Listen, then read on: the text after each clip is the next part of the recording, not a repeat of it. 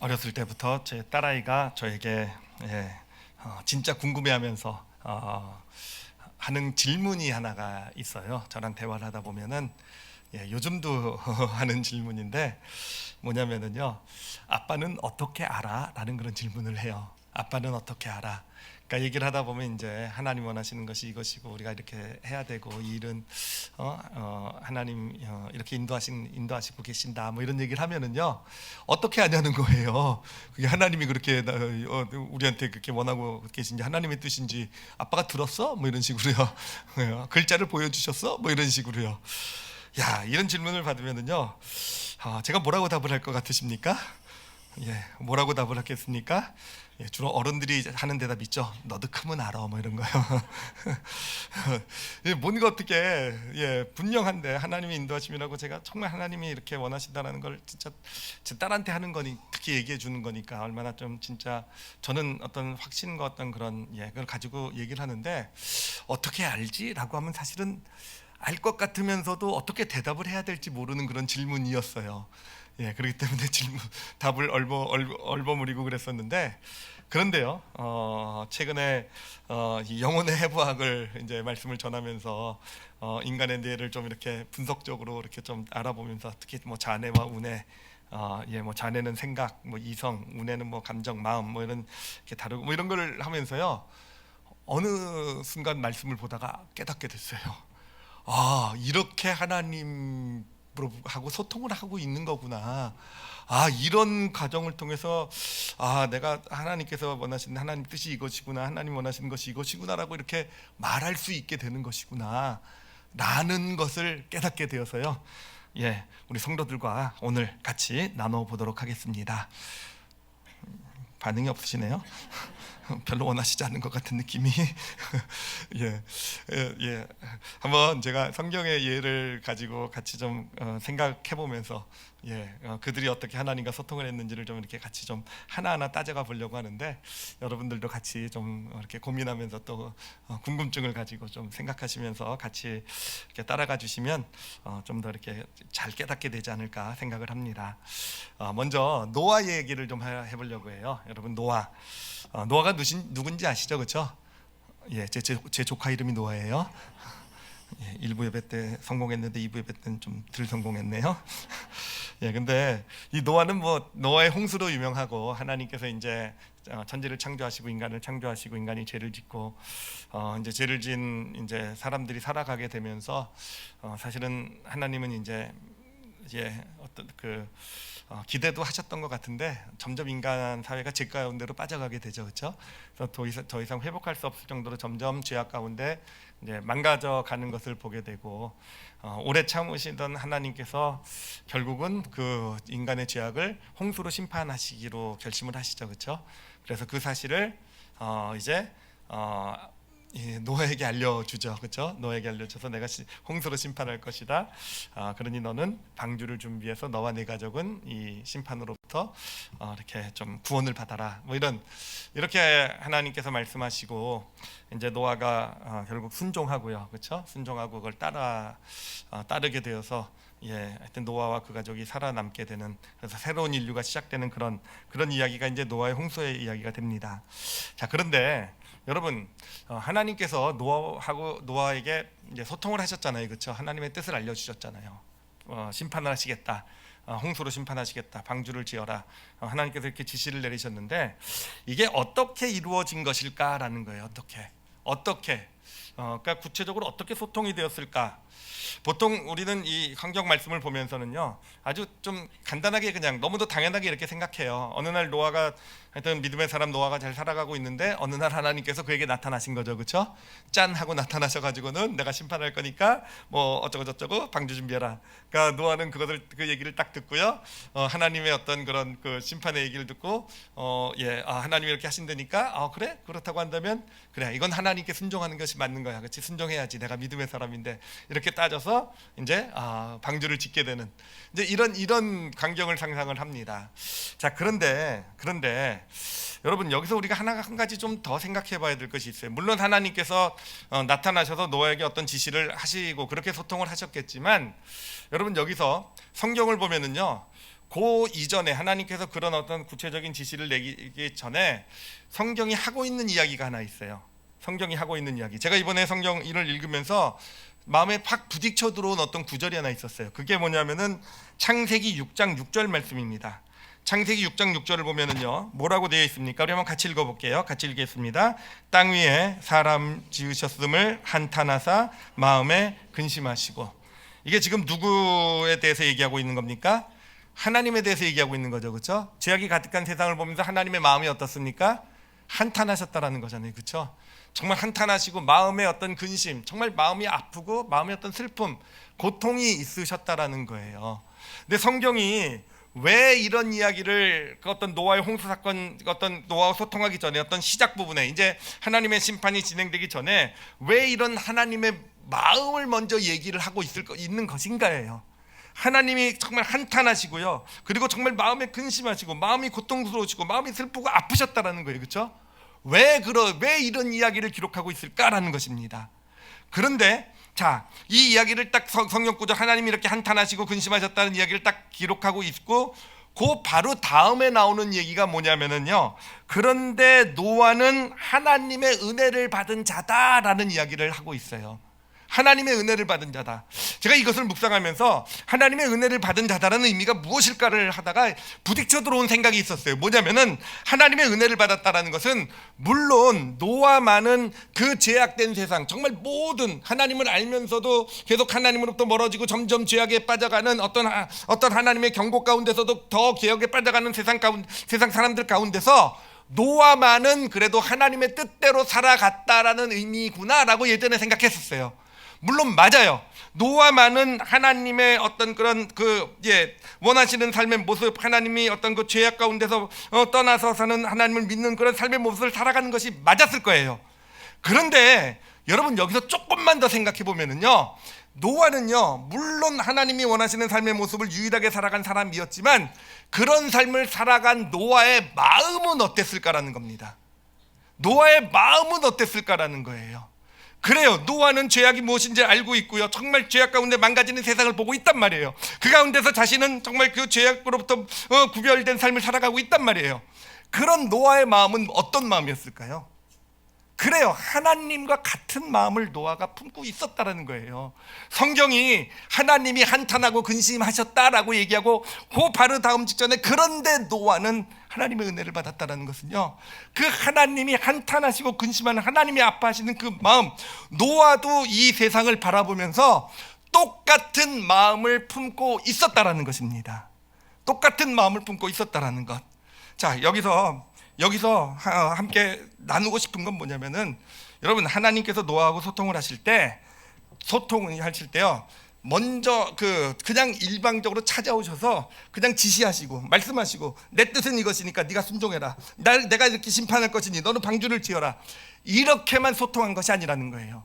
이런 소통은 어떻게 보면 좌뇌적 소통입니다. 언어를 통해서 어떤 우리의 이성, 생각을 가지고 우리가 알아들을 수 있는 어떤 그런 표현을 가지고 소통하는 게 좌뇌적 소통이라는 거예요. 그래서 하나님께서 물론 좌뇌적 소통을 하셨지만 노아랑요, 방주를 지어라라고 지시를 내리셨지만 이미 그 전에 하나님은 노아와 어떤 쪽으로 소통을 하고 계셨던 겁니까? 우뇌로 소통을 하고 계셨다라는 거예요. 우뇌의 소통은 뭡니까? 감정, 하나님의 마음, 이 노아하고요, 하나님의 마음을 같이 나누고 계셨다라는 거.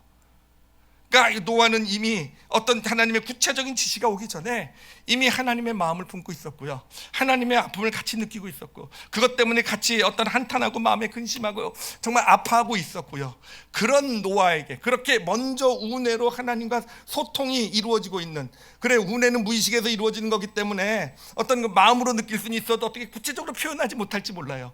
그렇지만 이미 그 감정을 통한 하나님의 마음을 같이 품는 소통이 이루어져 있었던 것이고, 그 가운데에서 하나님께서 이제는 좌뇌적으로 하나님의 지시를, 내 뜻이 이것이다, 이제 너가 내 마음을 알지 않느냐 이거죠. 네가 이 세상을 보면서 내가 어떤 마음을 품어왔는지, 어떻게 아파하고 힘들어왔는지 알고 있는 너 아니겠느냐?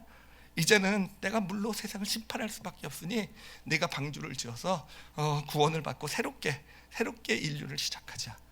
이렇게 해서 소통이 이루어지게 되었다라는 것입니다. 자, 하나만 예를 들면 너무 사실은 사실은 일방적일 수 있으니까 좀 더 예를 들도록 하겠는데요. 사실은 아브라함의 예를 좀 들어보려고 해요. 근데 제가 원래 설교에는 두 가지 예를 준비했어요. 아브라함의 두 가지 예. 근데 두 가지 예를 말하는 건 좀 너무 많을 것 같아서 한 가지만 하도록 하겠습니다.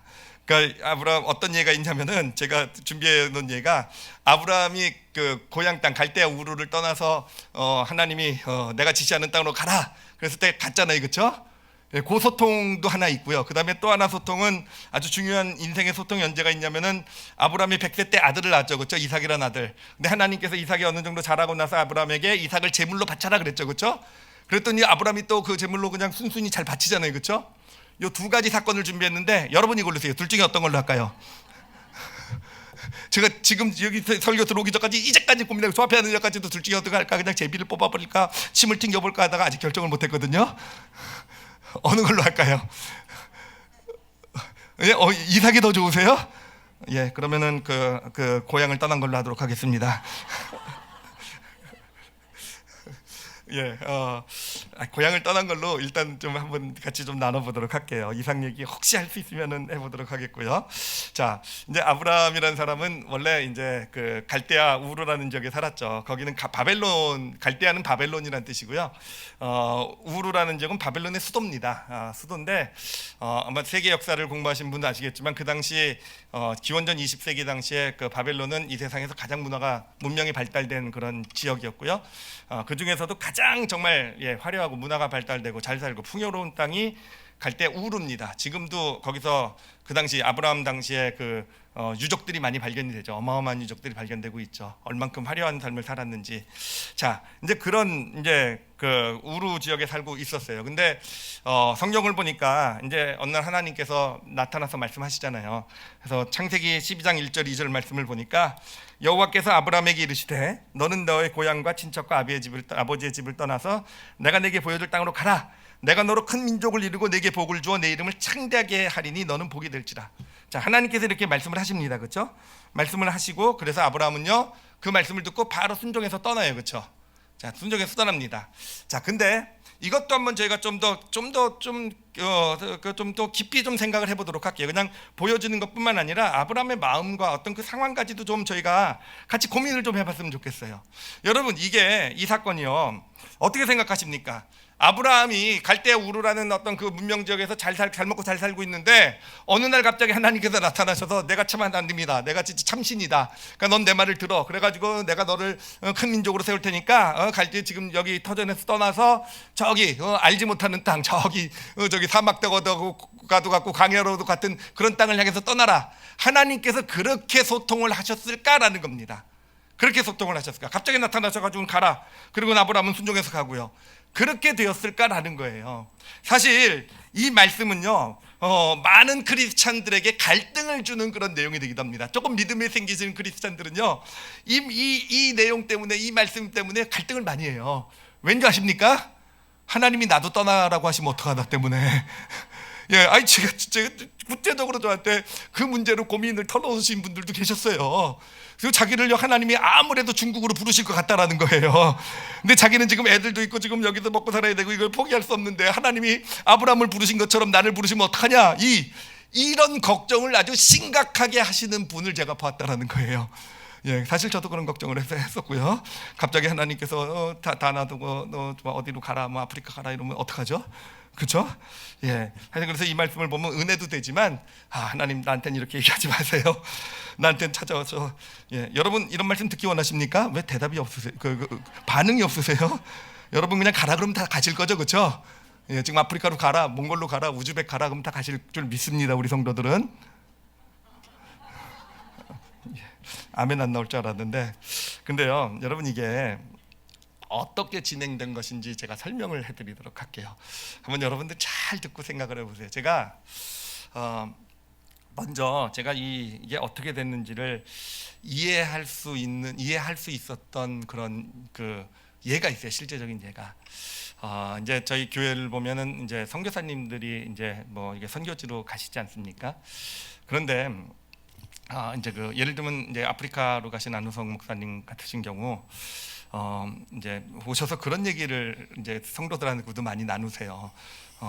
어떻게 아프리카를 가게 되셨습니까? 아프리카까지 다 포기하시고 다 때려치고 여기 있었던 거. 그분 그래도 엄청난 엘리트 출신이 우리나라 최고 대학 출신에 하여튼 뭐 큰 대기업에서 일하시고 사업도 하신 그 엘리트 출신이신데 어떻게 이 땅의 건 내려놓고 아프리카 땅으로 가시게 되셨습니까? 라고 했을 때 그분이 주로 어떻게 대답하십니까? 엘리베이터에서 저를 만나가지고 그랬대요. 예, 우연히 엘리베이터에서 저랑 둘이 이렇게 타게 됐는데 갑자기 제가 밑도 끝도 없이 아프리카 가시지 않으시겠어요? 그렇게 물어보고요. 그래가지고 아프리카를 가게 되셨다라는 그런 이상한 얘기를 하셔가지고 다들 저랑 엘리베이터를 타기 싫어하시는 그런 분위기를 만들어 놓으셨는데, 근데 제가 아프리카를 지난번에 갔다가 그분하고 대화를 나누면서 제가 알게 된 사실이 있어요. 여러분, 제가 단순히 그냥 엘리베이터에서 만나가지고 그냥 아무 생각도 없으신 분에게 갑자기 다 때려치고 다 놓아두시고 아프리카 가세요. 그래서 그분이 워낙 믿음이 좋아가지고 그걸 그냥 하나님 말씀으로 듣고 아멘하고 가신 게 아니었더라고요. 이분이요, 원래 몇 년 전부터요, 이제 이분이 사실은 예수님 안 믿고 참 방탕한 삶을 살았어요. 세상에 잘 나가니까. 그러다가 많은 어려움도 겪고 그러다가 이제 예수님을 믿고 나서 믿게 되면서 신앙생활하면서 이제 하나님을 정말 깊게 만나게 되고, 그러면서 이분이요, 이미 아프리카 땅에 대한 그 소원을 마음에 이미 품고 계셨더라고요. 그러니까 하나님의 그 마음, 하나님이 주신 아프리카 땅에 정말 내가 지금 한국 땅에서 살면서 또 좋은 대학 나오고 좋은 직장에서 잘 먹고 잘 살았지만 정말 이렇게 사는 것이 진짜 삶의 의미가 있는 것일까? 그러면서 그 아프리카에 있는 어린이들, 그곳에 힘들고 어렵게 사는 사람들을 볼 때마다 마음이 힘들고 어렵고 부담이 가고 정말 어떤 그런 그들에 대한 마음이 이미 소위 말하면 그 아프리카 땅 영혼을 향해 가지고 계신 하나님의 마음이요, 이미 안우성 목사님 영혼 가운데 부어져 있었다라는 거예요. 이미 부어져 있었기 때문에 그 마음이 넘치고 있었는데 제가 그냥 우연히, 저는 그것도 알지도 못하고 그냥 그걸 가지고 영성이라고 부르는 겁니다. 가가지고 아프리카 가시지 않으실래요? 하니까 그거를 하나님의 음성으로 들으신 것이고요, 그렇게 해서 아프리카에 가게 되셨다라는 겁니다. 여러분, 무슨 얘기냐면요, 아브라함이 그냥 그 갈대 우루 땅에서 그냥 잘 살고 있는데 어느 날 갑자기 하나님께서 나타나셔서 내가 하나님이다, 너 내 말 들어야 된다, 내가 지시한 대로 해, 너 가면 출세시켜 줄 테니까, 너로 큰 민족 만들어주고 복 줄 테니까, 내가 잘해줄 테니까 이 땅을 떠나서 내가 지시한 땅으로 가라, 이렇게 하신 게 아니라는 거예요. 아브라함이 갈대 우루라는 세상이 그 당시 최고로 화려하고 최고로 잘 나가는 땅에서 부자로 살지 않았겠습니까? 그러면서 그 땅에 살면서, 그렇지만 그 부자로 화려하게 먹고 살지만 그 가운데서 죄악 가운데 물들어져 가고 있는 그 사회의 모습들을 보면서, 그 세상의 삶의 모습을 보면서 아무런 의미 없이 그냥 자기만 위해서, 자기 성공만 위해서 살아가는 세상 가운데서 아브라함이 마음의 갈등을 느끼지 않았겠습니까? 정말 인생이라는 것이 이렇게 살아가야 되는 것인가라는 갈등을 누리지 않겠습니까? 그러다가 어느 날 하나님이라는 분을, 참신이란 하나님이라는 분을 알게 되고요, 그러면서 어떤 하나님의 가지고 계신 하나님의 꿈이 뭡니까? 정말 하나님을 믿는, 죄악에서 떠난 하나님의 백성들로 이루어진 새로운 민족을 세워가는 하나님의 그 꿈이 어느샌가 아브라함의 마음을 채우게 된 거고요. 그렇기 때문에 그 우루 땅의 화려한 것을 누리고 있어도 그 마음은 이미 정말 그 땅에서 사는 것에 만족하지 못하고 뭔가 그래도 의미 있는 하나님의 민족, 하나님이 세우시는 어떤 그런 나라를 이루어가는데 쓰임받기로 하는 소원 가운데 있었던 그에게, 그래요, 어느 순간에 들려온 겁니다. 어느 순간에 하나님께서 말씀하신 거예요. 자, 가라. 내가 지시할 땅으로 가라. 내가 너를 통해서 네 마음에 그렇게 지금 소원하고 있는 정말 하나님의 백성을, 하나님의 민족을 내가 이룰 것이다. 내가 너에게 약속, 크게 번성하게 할 테니까 너 알지 못하는 땅이지만 내가 지시하는 땅으로 가라 라고 하나님께서 말씀하신 것이고, 그렇게 해서 아브라함은요, 갈대아 우르를 주저없이 떠나서 이렇게 갈대아 우르 땅으로, 그 하나님이 지시한 땅으로 갈 수 있었던 것입니다. 그래요, 이삭을 바친 사건도 마찬가지예요. 이삭을 바친 사건도 어느 날 갑자기 하나님이 찾아오셔서 이삭 정말 100세 때 낳은 아들이니까 정말 얼마나 귀했겠어요. 그래서 제가 그 마음을 조금만 압니다. 저도 40대 때 딸을 낳아가지고 그 딸이 얼마나 소중한지 알아요. 근데 하나님께서 어느 날 갑자기 나타나셔가지고는 네 아들 제물로 바쳐라, 이런 게 아니라는 거예요. 제가 사실은 제일 중요한 게 그거거든요. 그 얘기 읽을 때마다, 그 말씀 읽을 때마다 저한테도 딸을 바치라 그러실까 봐 딴 건 다 할 수 있어도 제가 그건 못할 것 같았거든요. 하여튼 그게 된 게 아니라는 거예요. 그렇게 된 것이 아니라 아브라함이요, 그래 100세 때 아들 얻었으니 얼마나 좋았겠어요. 얼마나 행복했겠어요. 정말 이삭이랑 같이 지내는 시간이 정말 꿀처럼 달고, 정말 그것 때문에 모든 것을 다 잊고 그냥 거기서 낙을 삼고 살았을 거예요. 그러던 어느 날 마음에 부담이 온 겁니다.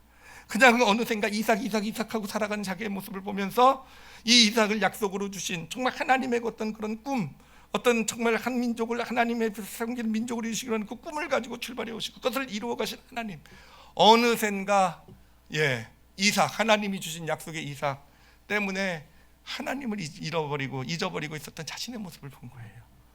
그리고 나서는 하나님 앞에 서서 하나님께 자신의 마음을 내어놨을 것 같아요. 제가 이것도 이렇게 말씀드릴 수 있는 이유가 비슷한 경험을 했기 때문에 그래요. 비슷한 경험을 한 게, 이제 저도 40대 딸 낳고 나니까 진짜 저는 워낙 차가운 아빠기 때문에 아무도 안 믿으시죠? 딸 바보잖아요, 그렇죠? 너무 좋았어요. 너무 행복하고 정말 순간순간이 좋았다 이런 거 있잖아요, 그렇죠? 근데 제가 딸아이가 초등학교 2학년, 3학년 때 1학년, 2학년 정확하게 기억 안 나는데 그때 비슷한 경험을 했어요. 너무 딸아이에 빠져 살고 있는 저의 모습을 어느 날 제가 본 거예요. 그게 너무 마음이 아프더라고요. 너무 마음이 아파서 정말 내가 하나님께 내 삶을 다 드린다고 해서 내 모든 것을 다 드리고 하나님의 사역자의 길을 걸어가고 있는 난데, 하나님이 주신 그 딸, 40세 얻은 그 딸 때문에 어느샌가 하나님은 제 마음 가운데 사라지고 하나님과의 관계 형식적이 되고 그냥 딸만 바라보면서 거기서 기쁨을 얻는 저의 모습을 보면서 제가요 하나님 앞에 참 마음을 쏟아놓고 회개했던 기억이 나요. 저 어느샌가 정말 하나님 앞에 내 딸이 중요한가, 하나님이 중요한가 할 때, 그래서 당장 내가 딸에 빠져 지내는 것처럼 보이지만 하나님, 제 인생에서 하나님이 가장 중요해요. 제가 그렇게 보여드리지 못해서 죄송해요. 그렇게 살지 못해서 죄송해요 라고 하나님께 고백했던 그런 기억이 납니다. 근데요, 그때요 정말 그때 하나님이 더 중요하다고 그랬잖아요. 근데 그때 뭐가 생각난 줄 아십니까? 그때 생각난 것이, 제가 제 딸아이가 태어났을 때부터 사실 목사 아빠로서 제가 해줄 수 있는 게 별로 없겠더라고요. 그래서 그때부터 제가 예전에도 말씀드렸던 거예요. 이제 대학 학비를 위한 적금을 이렇게 들어놓은 한 10년쯤 된 게 있었는데 갑자기 그게 생각나는 겁니다. 그러더니 하나님께 바칠 수 있겠느냐 이렇게. 하나님 물론 이삭을 바치는 것과는 비교도 안 되는 거지만, 그래도 제가 진짜 사랑하는 딸을 위해서 마련해 놓은 10년이니까 그래도 꽤 오랫동안 끈기를 가지고 해놓은 그런 이야기를 듣는데, 여러분 근데 그거 순종하는 게 어렵지가 않았어요. 순종하는 게 어렵지 않았어요. 그냥 바로 딸애한테 가서, 야, 너 학비 뭐 하는 거 아빠 중국 보낸다 그랬더니, 아빠 마음대로 해. 걔는 모를 나이니까요. 그래서 이제 중국에 보내게 되는데, 여러분 무슨 얘기인지 아시겠죠, 그렇죠? 무슨 얘기냐면요, 하나님께서 그냥 갑자기 밑도 끝도 없이 찾아와서 너 그 저축해 놓은 거 바쳐. 아브라함에게 찾아가서 너 100세 때 난 이삭 제물로 바쳐. 이렇게 하나님께서 그렇게 소통하는 게 아니라는 거예요. 이렇게 그냥 좌뇌로 그냥 일방적으로 지시를 내리시고 내 뜻은 이거니까 순종해, 이게 아니라는 겁니다. 하나님 먼저 우뇌로 소통하세요. 그래요.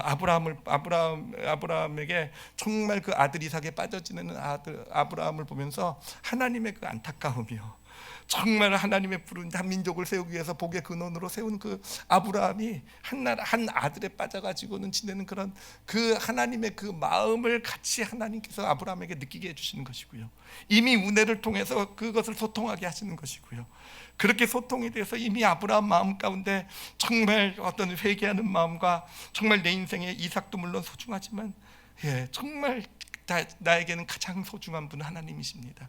이 고백이 이미 마음속에 있었던 것이고요, 그런 아브라함에게 찾아오셔서 네 아들을 제물로 바칠 수 있겠느냐라고 하시니까 주저없이 바칠 수 있는 겁니다.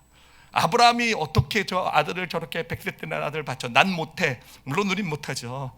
그래요. 아브라함도요, 하나님께서 그렇게 지시를 내려서 그냥 워낙 믿음이 좋아가지고 아무리 어려운 일도 순종하는 것이 아니라 이미 하나님과 우뇌를 통해서 소통을 하고 있었던 상황이기에 좌뇌적인 어떤 하나님의 뜻, 것을 구체적으로 알게 되었을 때 당연히 당연히 순종할 수 있는 그런 믿음의 길을 걸어갈 수 있었던 것입니다.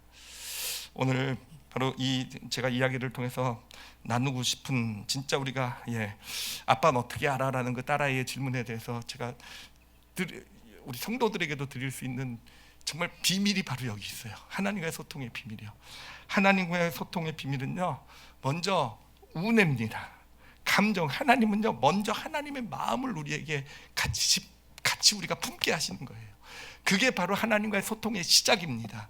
그리고 나서 하나님의 마음이 우리에게 부어지고 품어지고 그리고 나았을 때, 운해를 통한 것이 풍성하게 이루어졌을 때, 좌뇌를 통해서 하나님이 원하시는 구체적인 뜻, 우리가 해야 될 일들을 하나님께서 알려주실 때 우리는 그 하나님의 뜻을 그냥 받고 순종하며 걸어갈 수 있는 그런 믿음의 길을 걸어갈 수 있게 되는 것입니다. 여러분, 우리 크리스찬들이요, 하나님의 뜻 많이 구하지만, 정말 하나님의 인도하심 많이 구하지만, 여러분 왜 소통이 안 되는가 하면요, 좌뇌로만 소통을 생각하기 때문에 그래요. 우리는 뭔가 누군가 세상에서, 사회에서 누군가 소통한다고 할 때 그 사람이 나에게 지시를 내리는 거, 내 뜻은 이거고 내가 원하는 건 이거고, 이런 소통에 길들여져 있어서 우리는 좌뇌의 소통만 소통이라고 생각을 하고, 그래서 좌뇌에 집중하고 하나님 뜻을 알기 원합니다. 하나님 원하시는 것이 무엇이 안지를 원합니다 라고 구해도요, 아니요, 하나님은 먼저 우리에게 하나님의 마음을 부어주신다라는 거예요. 그러니까 하나님의 마음이 우리 마음 안에 주어져 있지 않으면, 그 마음을 품고 있지 않으면, 내가 아무리 하나님의 뜻을 구해도요, 아무리 하나님이 원하시는 것이 무엇인지 구해도 하나님의 뜻, 하나님의 원하심을 알 수 없다라는 것입니다. 그래요. 제가 성도들을 위해서 기도를 할 때 경험하는 것이 바로 그겁니다. 성도들을 위해서 기도할 때 정말 어떨 때는요, 가끔은 제가 되게 신령하구나 하고 놀랄 때가 좀 있어요.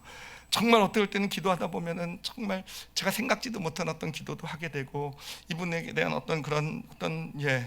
하나님이 주신 어떤 그런 이분에 대한 말씀들이 나가는 때가 있더라고요.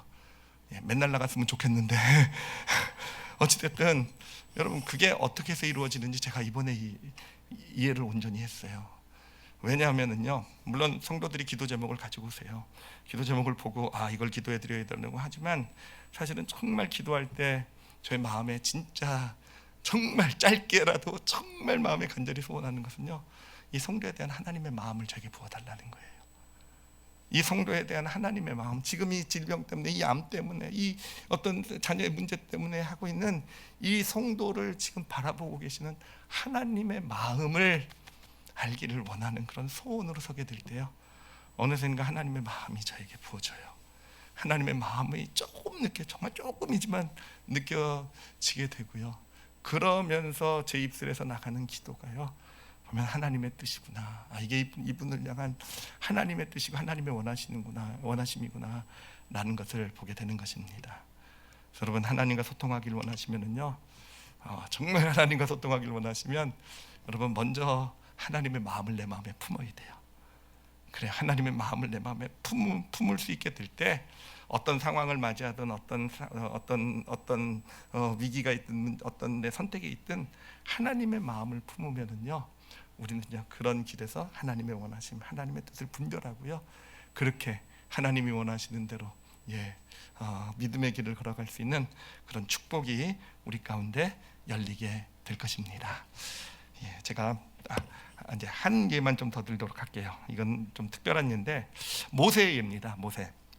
모세는요, 잘 알다시피 애굽의 노예였던 이스라엘 백성들을 이제 애굽에서 이제 홍해를 가르고 이제 나와서 이제 그 약속의 땅까지 이끌고 간 아주 위대한 리더죠, 그렇죠? 위대한 리더인데, 그 홍해를 건너서 이제 광야에서 지나가는 동안에 아주 유명한 사건이 하나 있었죠. 여러분, 금송아지 사건이라고 다 아십니까? 아시죠, 그렇죠? 이제 모세가 그 십계명을 받으러 시내산에 올라갔을 때 40일 동안 있는데, 이 이스라엘 백성들이 그냥 금붙이를 다 모아가지고 송아지를 금으로 송아지를 만들어 놓고, 이것이 바로 우리 애굽에서 우리를 이끌어낸 하나님이다 해가지고 그냥 그 금송아지 앞에 제사를 드리고 막 절하고 춤추고 막 난리 나지 않습니까? 그래가지고 이제 막 그 모세가 내려와 보고 정말 그들 하여튼 뭐 다 이제 금송아지 다 이제 녹여버리고 막 이러면서 이제 하게 되는데, 그때 하나님께서요, 모세에게 이렇게 말씀을 하십니다. 이제 이 백성들을 이제 벌을 주시고 나서 하나님께서 모세에게 뭐라고 제안을 하시냐면은, 모세야, 내가 더 이상 쟤네들하고는 같이 못 해먹겠다. 예, 좀 표현이 좀 그렇긴 하지만 그런 뜻이에요. 진짜로요. 쟤네들하고는 도저히 같이 못 가겠다.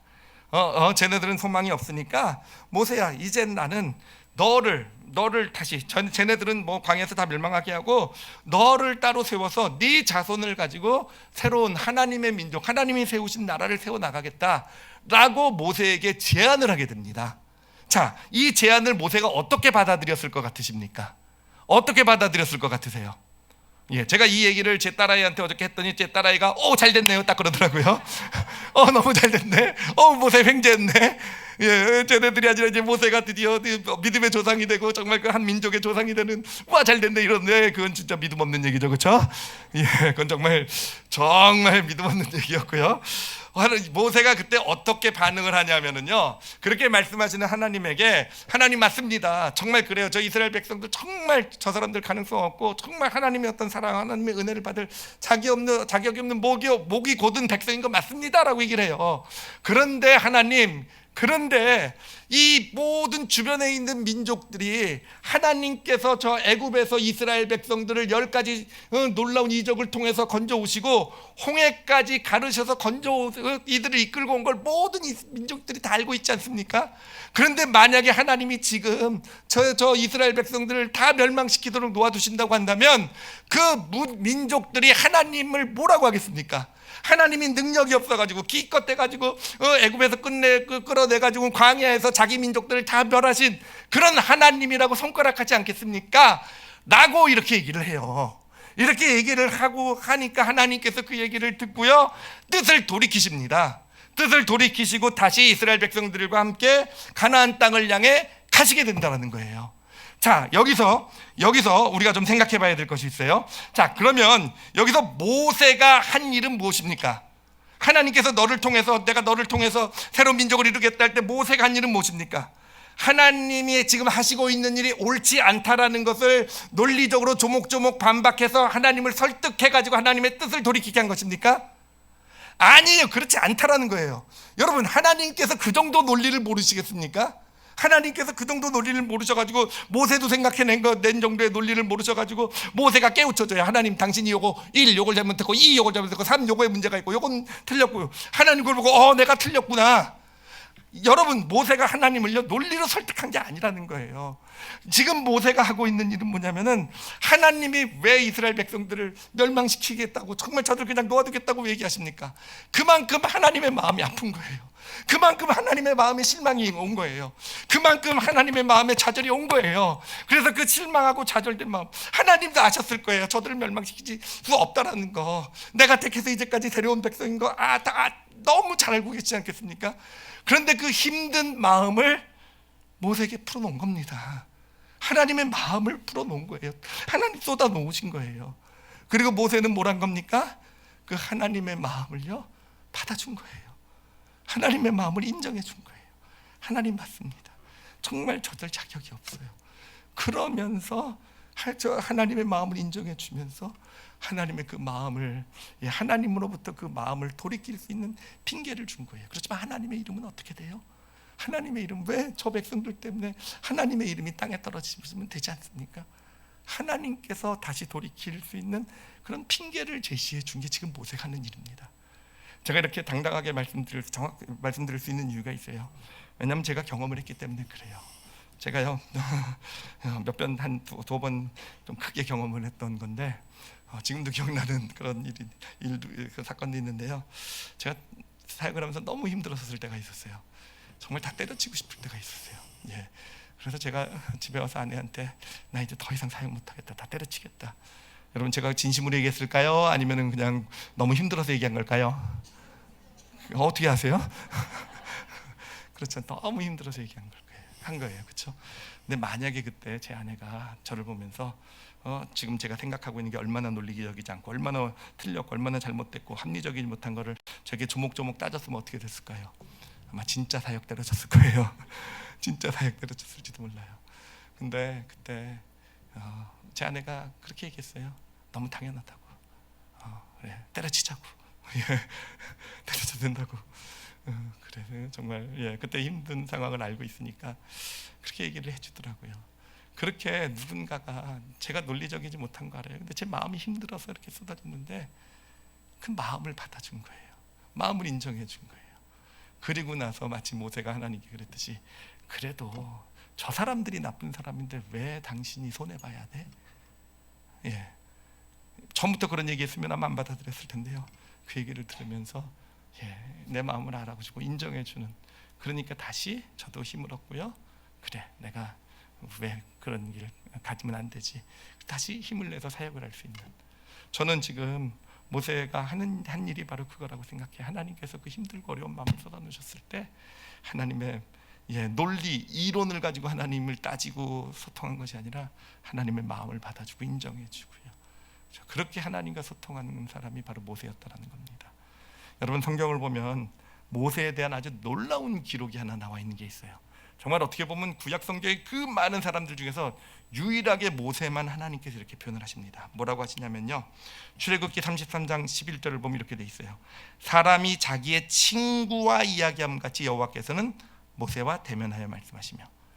그러니까 그 모세는요 뭐라고 평가받고 있습니까? 하나님의 친구라고 평가를 받고 있다는 겁니다. 여러분, 근데 생각해 보세요. 친구가 어떤 존재입니까? 여러분, 친구가 어떤 존재? 친구, 내 친구라고 하면 어떤 존재를 친구라고 얘기할 수 있습니까?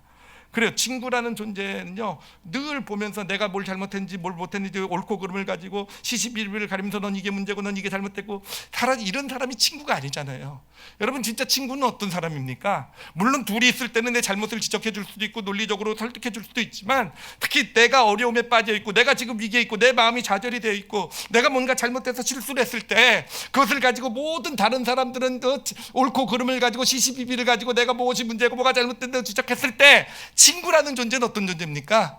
친구라는 존재는요, 그 내 마음을 그냥 내 편이 되어주는, 그 내가 비록 잘못하고 문제가 있어도 그것을 따지기보다는 내 마음을 인정해주고 받아주고, 다른 사람이 모두 다 나를 손가락질해도 내 편이 되어줄 수 있는 사람, 이런 사람이 친구 아니겠습니까? 하나님께서 왜 모세를 친구라고 얘기했겠습니까? 바로 이 사건이 보여주고 있는 거예요. 하나님이 모세에게만은요, 다른 사람에게는 어떤 하나님의 마음 어떤 것을 보여주지 않았다 할지라도 모세에게만은요, 얼마나 내가 지금 힘들어하고 있고 좌절하고 있고 마음이 아파하고 있는지 모세에게만은 하나님도 편안하게 터놓을 수 있었던 것이고, 그런 하나님의 마음을 인정하고 받아줄 수 있었던 사람, 그 사람이 모세였고요. 그렇기 때문에 성경을 보면 이 바로 모세와 하나님은요 친구처럼 얘기한대잖아요. 친구처럼 감출 거 없이 그냥 하나님 모든 걸 모세에게 얘기하고요. 그래요. 어떤 그 모세의 2인자 3인자들이 어느 날 반역을 일으켰어요. 우리도 하나님의 음성 듣는다, 우리도 하나님이 우리에게도 말씀하신다, 왜 모세 당신에게만 하나님이 얘기하신다고 그렇게 얘기할 수 있느냐라고 얘기했을 때, 하나님이 직접 나와서 얘기하세요. 모세와 너희는 수준이 다르다. 모세는 내 친구다. 내가 친구처럼 얘기하듯이 너희한테는 얘기 하지 못하는 내 마음까지도 다 얘기하는 사람이 모세다. 이 사람이 바로 모세라는 겁니다. 자, 그런데 예수님께서요, 십자가를 지시기 전에 제자들에게, 하나님의 사람들에게 뭐라고 말씀하신지 아십니까? 오늘 우리가 읽은 본문입니다. 요한복음 15장 15절 우리 같이 읽도록 하겠습니다. 읽겠습니다. 시작. 이제부터는 너희를 종이라 하지 아니하리니 종은 주인이 하는 것을 알지 못함이라. 너희를 친구라 하였느니 내가 내 아버지께 들은 것을 다 너희에게 알게 하였습니다. 여러분, 예수님께서 이제 우리를 뭐로 대해주시겠다고요? 친구로 대해주시겠다는 거예요. 더 이상 너희들 종처럼 대하지 않겠다는 겁니다. 종이라는 존재는 뭡니까? 주인과 종의 관계는요, 그냥 주인이 그냥 지시만 내리면 되는 거예요. 내 뜻은 이거야, 내가 원하는 것은 이거야, 넌 이렇게 하면 돼, 이건 이렇게 처리해. 이게 주인과 종의 관계라는 겁니다. 근데 이제까지는 주인과 종의 관계였을지 모르지만 예수님께서는요, 이제는 하나님과 너와의 관계는 친구다. 그 의미는 뭐겠습니까? 내 마음을 너에게 알려주겠다라는 거예요. 그냥 단순히 지시만 내리는 것이 아니라 내가 품고 있는 내 생각, 내 마음, 내 아픔, 내 고통, 내 기쁨, 내가 느끼고 있는 내 감정도 너에게 다 알려주겠다라는 겁니다. 그래요. 그렇게 너희는 내 친구다라고 말씀하신 거예요. 그리고 그렇게 내 마음을 알면, 내 마음을 다 알게 되면은요, 뭡니까? 하나님이 원하시는 것, 뜻하신 것 하나도 감춤 없이 너희가 다 알게 될 것이다. 다 알게 될 것이다. 여러분, 이게 하나님께서 우리를 친구로 부르시는 그런 의미가 되는 것입니다.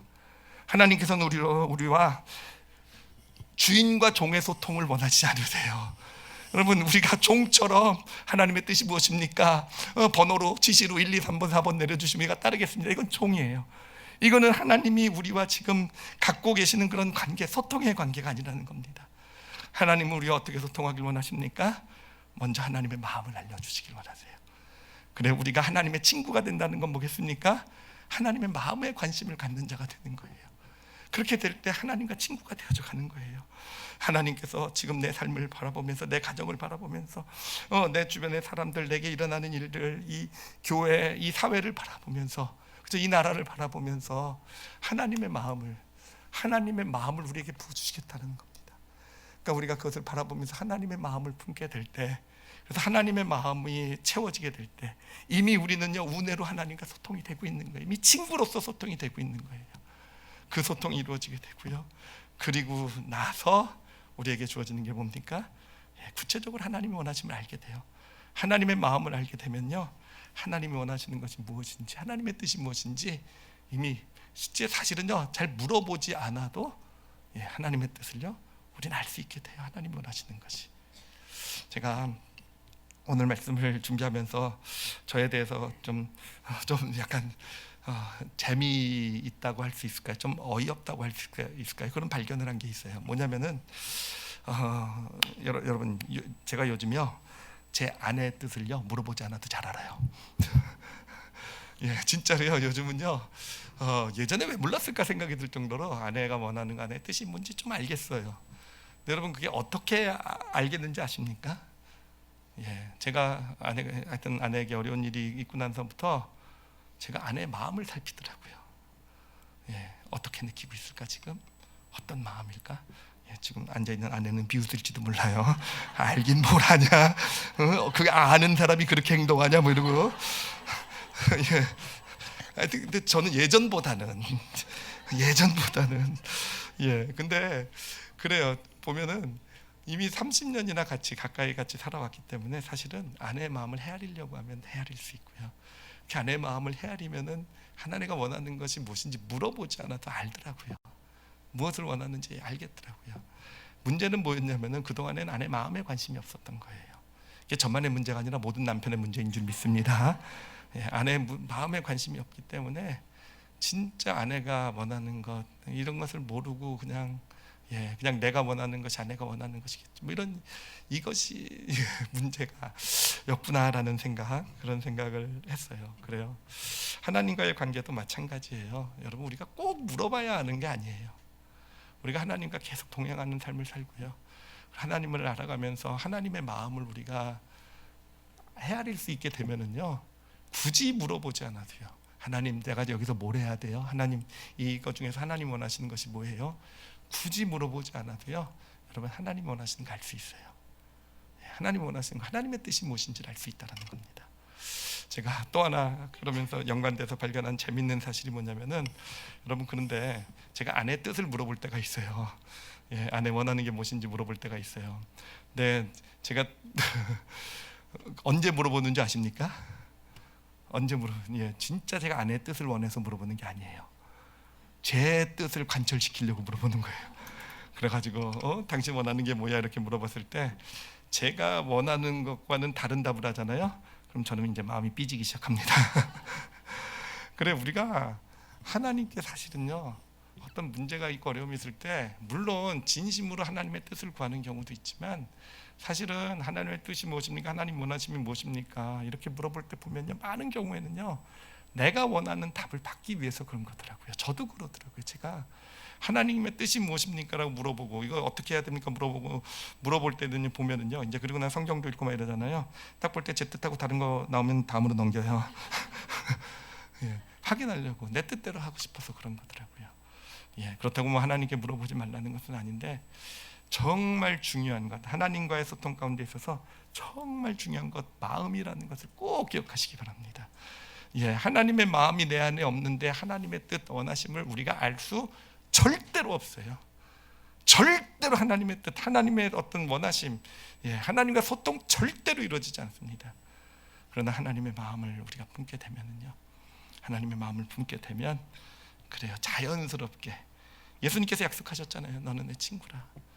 내가 다 알려주겠다 그랬잖아요. 자연스럽게요, 그냥 다 알게 돼요. 하나님 원하시는 것. 그렇게 해서 하나님 믿음의 길을 걸어가야 되는 것이고, 그런 과정을 통해서 어느샌가 점점 하나님과 예수님과 친해지는 거예요. 친구처럼 되어져가는 거예요. 옳고 그름을 따지기 앞서서 하나님의 마음을 먼저 살필 줄 아는, 또 하나님도 나의 삶을 보면서 옳고 그름을 따지고 이러기 전에 저의 마음을 먼저 살펴주시는 그런 하나님의 마음을 느끼고, 그러면서 하나님 원하시는 대로 살아가는 그런 복되고 아름다운 삶을 살아가게 되는 것입니다. 우리 올리브교회 성도들, 여러분, 이 세상은요 자꾸 우리 마음 가운데 세상의 마음을 넣어주려고 해요. 이 세상의 뉴스들, 소식들, 정보들은요 세상의 마음, 분열, 다툼, 미움, 원망, 이런 마음을, 왜 그런 줄 아십니까? 하나님의 마음을 담을 공간을 빼앗으려고 하는 거예요.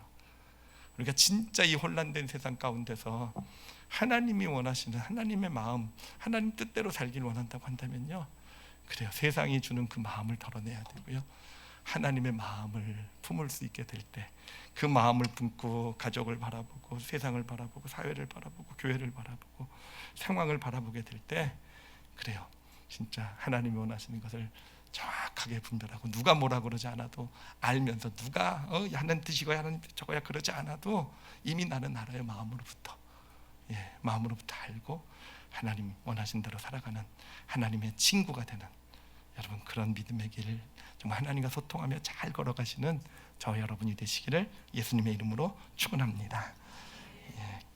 기도하시겠습니다. 여러분, 이 시간 기도하실 때는요, 한번 하나님의 마음을 한번 헤아려 봤으면 좋겠어요. 하나님의 마음이 어떤 마음일까라는 거, 하나님의 뜻, 하나님의 원하심보다 먼저 우리가 소통을 위해서 구해야 될 건 하나님의 마음이에요. 지금 내 삶을 바라보시는 하나님의 마음은 어떠실까라고 한번 하나님께 물어보세요. 하나님, 내 삶을 보면서 하나님 마음이 아프십니까? 안타까우십니까? 또는 기뻐하십니까? 기특하게 여기고 계십니까? 그래요, 하나님의 마음을 물어봤으면 좋겠고요.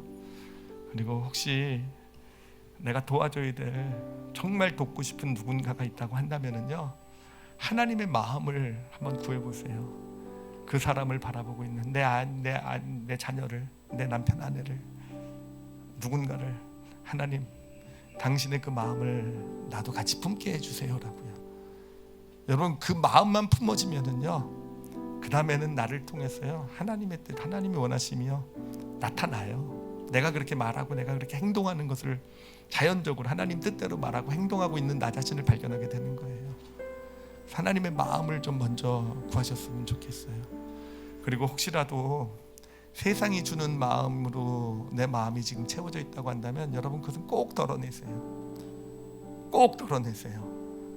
꼭 덜어내시기 바랍니다. 분열시키고 갈등시키고 미워하게 하고 비판하게 하고 비난하게 하고 꼭 덜어내세요. 그리고 하나님의 마음을 달라고 했어요. 그래야 우리가 망가지지 않아요. 그래야 우리가 망가지지 않고 크리스찬으로서 정말 이 세상 사람이 볼 때도 정말 하나님의 사람들이구나라는 그런 삶을 살아낼 수 있게 되는 거예요. 하나님의 마음을 품고 살아가길 원합니다. 하나님, 당신의 친구다운 친구로, 하나님의 마음을 아는 자로 이 땅에 믿음의 길을 걸어가게 하시옵소서. 우리 다 같이 자신을 위해서 우리 잠시 함께 통성으로 기도하시겠습니다. 하나님 아버지, 감사합니다. 하나님 아버지, 감사합니다. 저희가 종이 아니라 하나님의 친구로 이 땅에 믿음의 길을 걷게 하여 주시옵소서. 하나님, 단순히 하나님의 뜻, 원하심을 구하는 자 되지 말게 하시고 하나님의 마음을 먼저 헤아릴 줄 아는 자 되게 해주십시오.